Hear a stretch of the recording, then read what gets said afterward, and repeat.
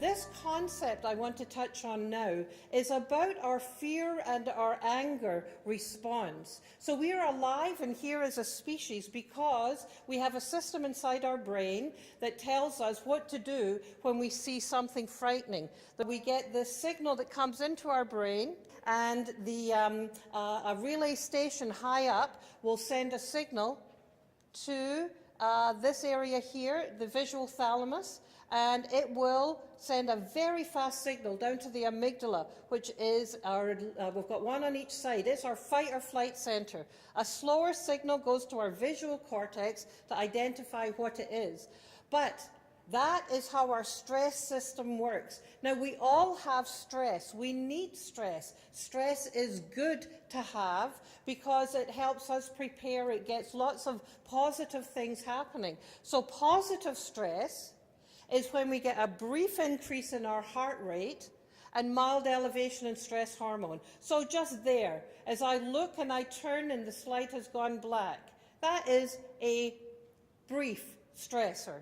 If it had continued, then my heart rate would have gone a bit higher, my stress hormones would have gone a lot higher, but I would have known that things were going to be okay because my friend Elena and Kathy Lee and Noah are going to fix it all for me. Tolerable stress, I'm not working this very well here at all. Tolerable stress is when we've got more pressure, that we're under a tight timeline, for example, and suddenly all of our slides disappear, or we lose 2,000 email. So tolerable stress is something that we can manage. We've got it there, but because of positive relationships, you can deal with it. My research coordinator, her cat of 14 years died. It was a terrible, terrible time, but because of all the support that she had, it was more tolerable. What we worry about is toxic stress. And toxic stress is when there's prolonged activation of the stress system. This is all taken from a wonderful website that you see on the bottom there, the Harvard Center on the Developing Child. So we worry about toxic stress. Many of the kids that I see, either in my child welfare work or in child psychiatry, are living or have lived in experiences of toxic stress, high neglect, maltreatment. So when is it that we get stressed? And what is it that triggers the stress response? Well, this is the work of Dr. Sonia Lupien down here in Montreal. And she says to tell us that stress, don't go nuts.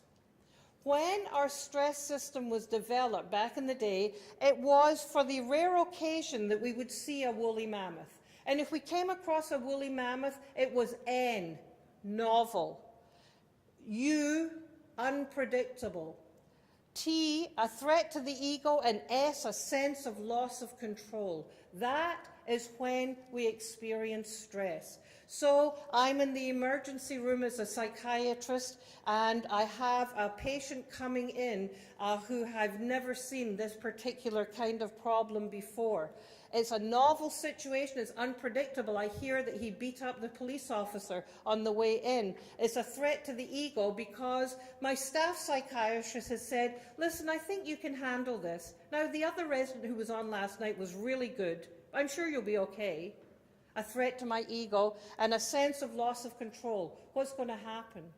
So imagine our kids starting grade 9. Imagine our kids are going to a new school. They have no idea what to expect. It's all novel. It's unpredictable. They don't know, am I going to fit in? Am I not going to fit in?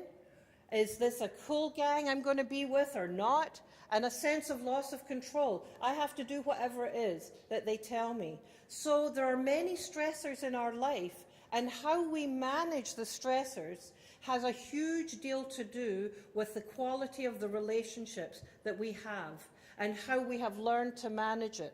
Here is a picture that shows you the amygdala are here, and this is the prefrontal cortex, the thinking part of the brain. So in a positive emotional state, when things are going well, or you've got buddies to back you up, what happens is you see a good flow through between the amygdala, the alarm, and the thinking about it. Over here, this is a stress state, and you see that there's no passage of information between the amygdala, the fight or flight centre, and the frontal cortex. So here are the amygdala in our brain. This would be our eyes, so it's just behind our eyes. And this area here is called the hippocampus. The hippocampus is responsible for new learning and memory. So the new learning and memory and the fight or flight centre are intimately connected in this way.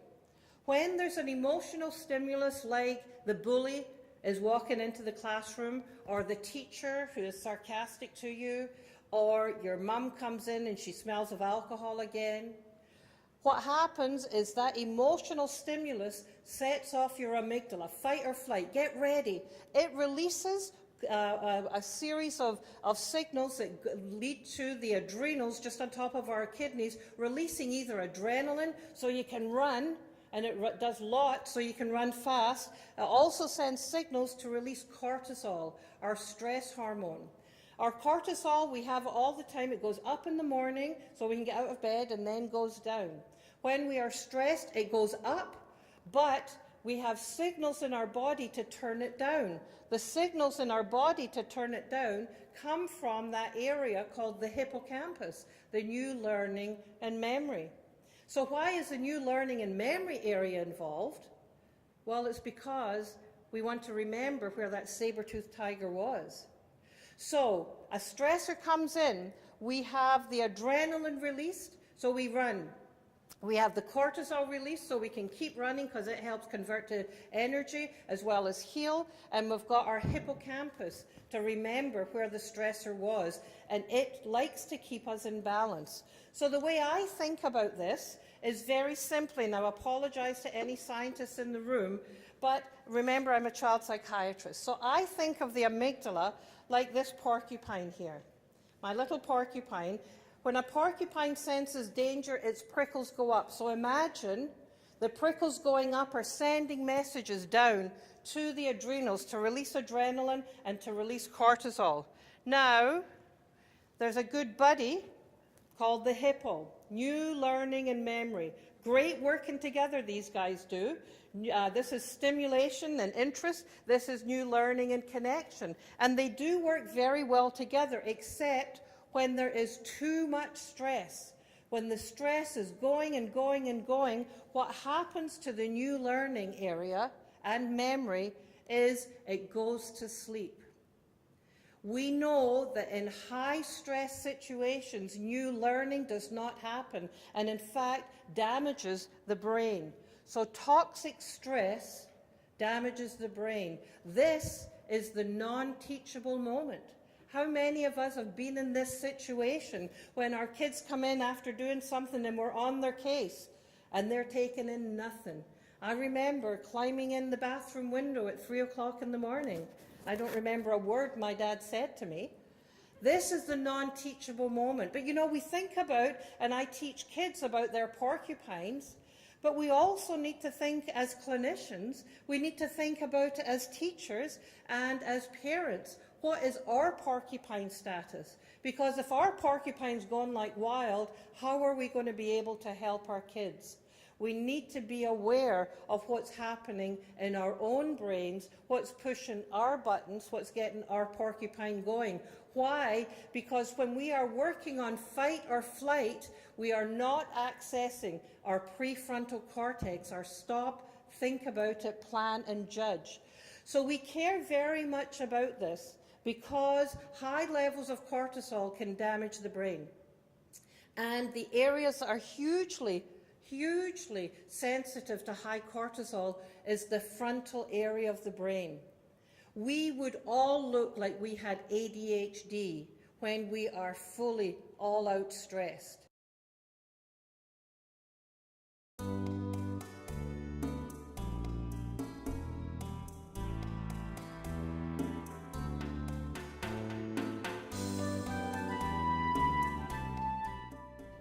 So, what is it that we need to do? We're not going to do that one. What is it that we need to be doing and thinking about as we're working with kids? Well, we need to know that the limbic, the emotional area of the brain, is under construction in the teen years. So practically, this is the work of Dr. Yergel and Todd. When kids see emotion like this, as adults, we look at it and we see, okay, that's fear. But what she found was fascinating. When she asked kids about these kinds of emotions, they said, oh, well, she looks ticked off, she looks angry. And she was puzzled. So she put them in the scanner and she showed them all kinds of different faces. And what she found was that when they saw these faces, they were identifying more hot emotions, more amygdala-like, fight or flight kind of emotions. So she actually saw that teenagers, in their developing brain, in their brain under construction, they process emotions first in their amygdala and then in their thinking brain. That is the process of development, just like little ones learn to crawl and then learn to walk and then learn to be able to run. Young people develop the pathway to developing and recognizing emotion. In fact, it continues on developing emotion and understanding and reading in the particular area of the brain up till 25 years of age, the recent research says. What does it mean to us? Is it means that kids are more likely to read more emotion on our face than we may be expressing or knowing that we are expressing. They see anger when there isn't anger. They process fast and react quickly